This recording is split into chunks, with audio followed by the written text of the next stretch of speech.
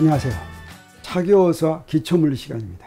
멤버십 코스로 지금 제3강 공부하고 있습니다. 오늘은 제3강 1과 에너지의 마지막 강의 에너지 보존 법칙과 열에너지를 공부하겠습니다. 우리 이 열에너지를 이해하기 위해서 이런 경우를 생각합니다. 우리 E를 정의할 때 이 똑같은 그림을 이제 이용을 했었습니다. 상자를 밉니다. 상자를 미는데 E를 정의할 때는 밑에 마찰이 없었어요. 상자를 밀면 내가 힘 작용하면 상자가 점점 더 빨리 갔습니다. 이번에는 마찰력이 작용한다고 하겠어요. 그래서 내가 F라는 힘으로 미는데 여기에 모두 작용하냐면 마찰력도 여기 스몰 f 이렇게 있습니다. 스몰 f. 그리고 이 상자는 모두 또 작용하겠습니까? 당연히 중력도 작용하고 수직항력도 작용하겠죠. 그래서 이렇게 작용하는데 시작점에서 끝점까지 D만큼 이렇게 밀고 갔는데 일정한 속도로 밀고 갔다고 하겠습니다.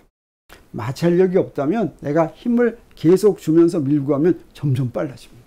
근데 우리 등속도로 일정한 속도로 밀고 가려면 이 물체가 받는 합력이 얼마나 되겠습니까? 합력이 0이어야지 되겠죠.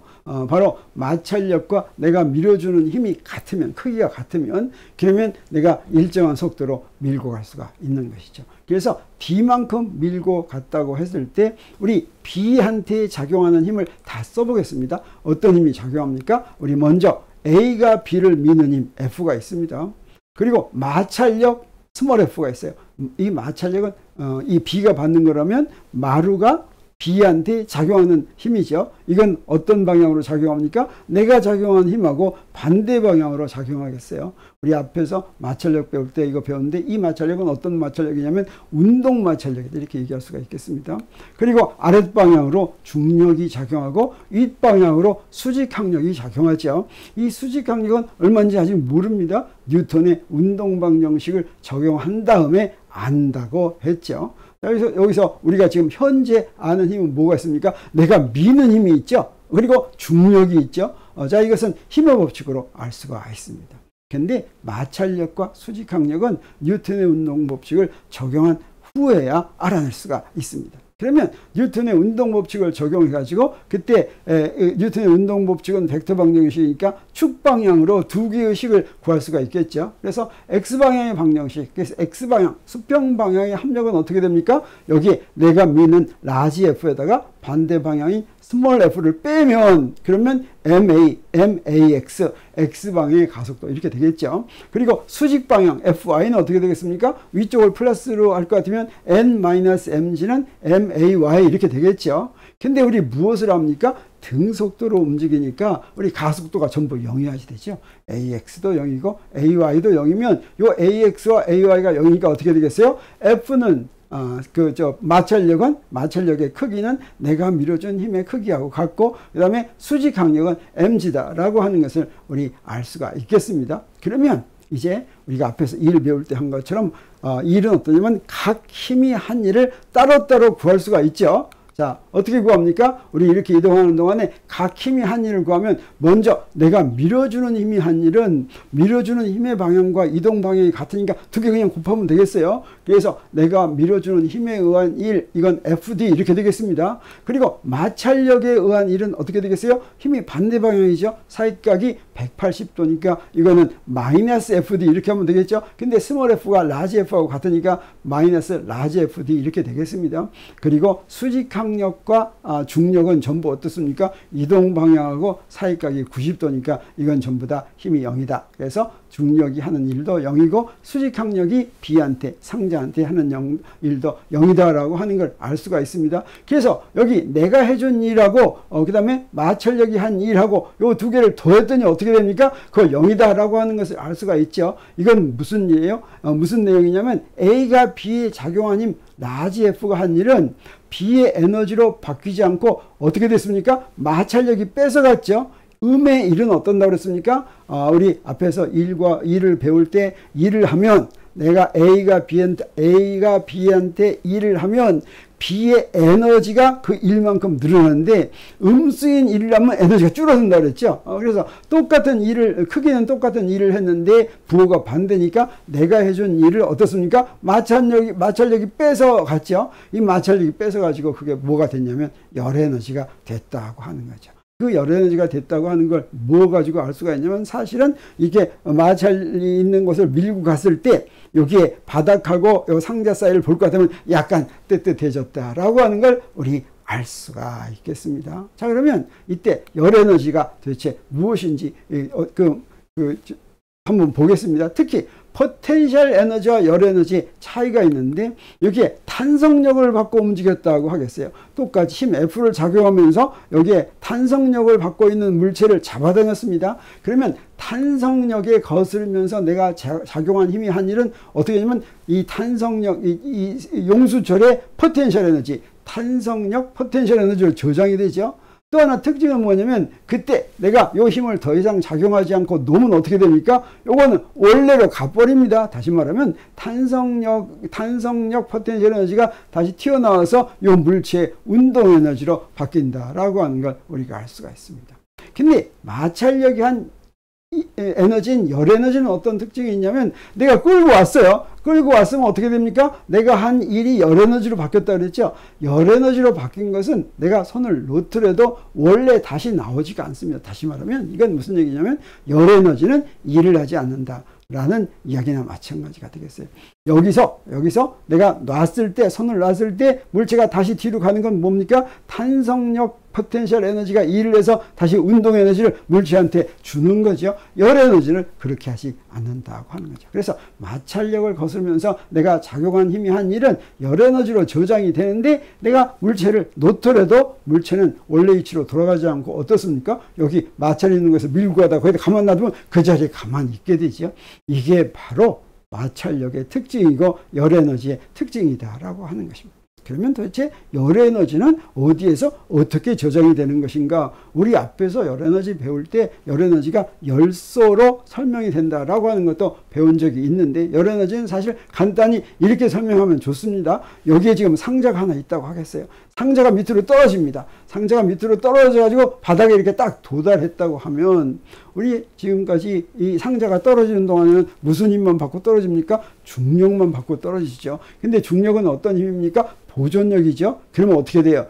그러면 역학적 에너지가 보존이 되죠. 그래서 맨 꼭대기에 있을 때는 가만히 놀 때는 그때는 이제 저 포텐셜 에너지만 있습니다. 그럼 밑으로 내려오면서 어떻게 돼요? 상자가 중력만 받고 아래로 떨어지면 중력 포텐셜 에너지 점점 작아지죠. 그러면서 어떻게 돼요? 운동 에너지는 점점 증가하죠. 근데 두 개 합한 건 어떻게 됩니까? 이때 밑으로 떨어지면서 포텐셜 에너지와 운동 에너지 합은 일정하게 유지돼서 포텐셜 에너지가 줄어드는 만큼 운동 에너지가 증가한다라고 하는 걸 우리가 알 수가 있습니다.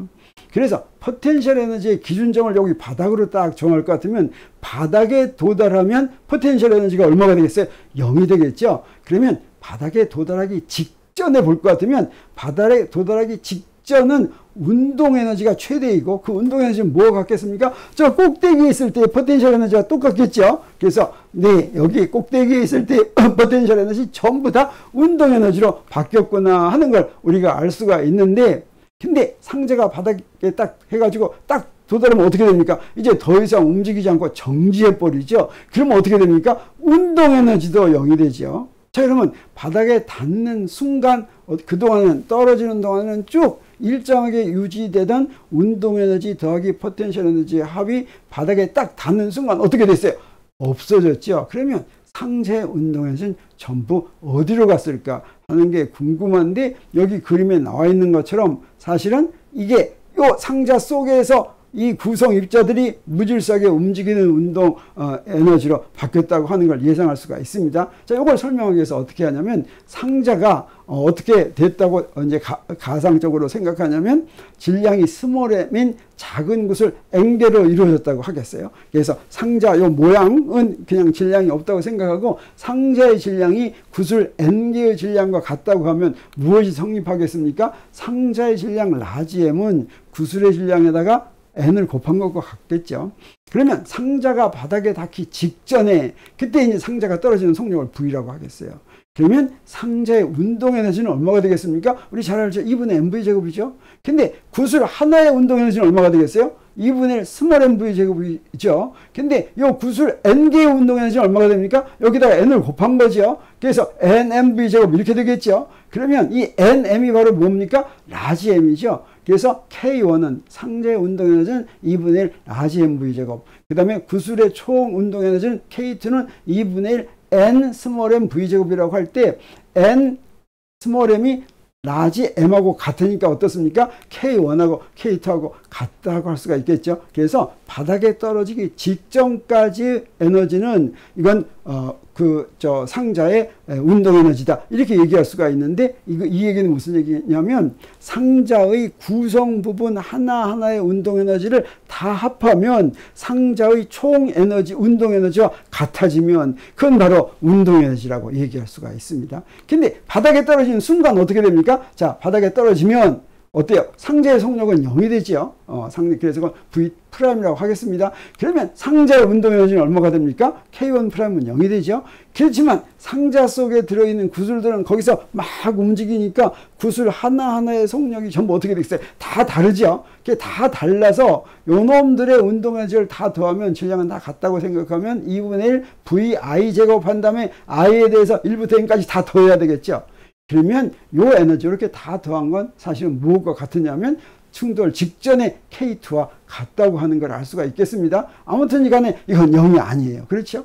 근데 그래서 K1'은 상자의 운동 에너지는 0이고 그 다음에 구슬들의 운동 에너지는 0이 아니니까 이렇게 K1'은 K2'하고 같지 않을 때 다시 말하면 전체 운동 에너지가 구성 입자들의 운동 에너지와 같지 않을 때 요 같지 않은 부분을 무엇이라고 부르냐면 열 에너지다 이렇게 부르고 이것은 그래서 개의 수많은 구성 입자들이 무질서하게 움직이는 운동의 총 운동 에너지를 우리 열 에너지라고 이렇게 부른다고 이해할 수가 있습니다.